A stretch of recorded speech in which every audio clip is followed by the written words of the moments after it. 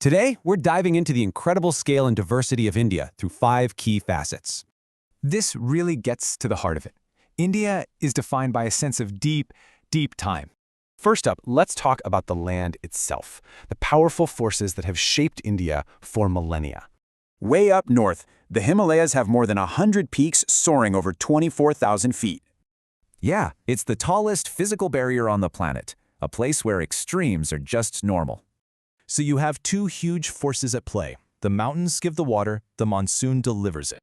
Now, from that raw power, we turn to what people have literally carved into the land.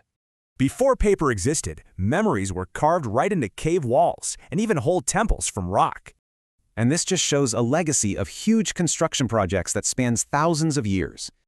Just to make one temple at Ellora, they had to carve away over 200,000 tons of rock. But these monuments aren't just history.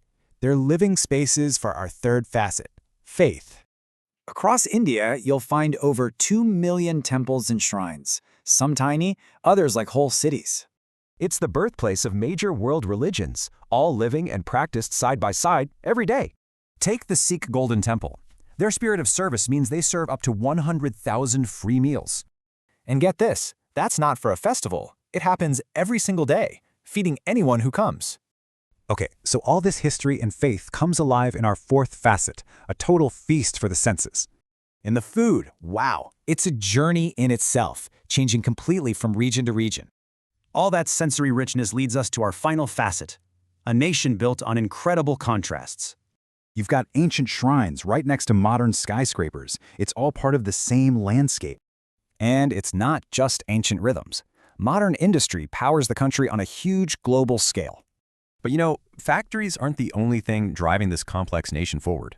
Because in the end, there's no single story that can possibly capture all of India. Which leaves us with one last thought. In a place this diverse, what actually holds it all together?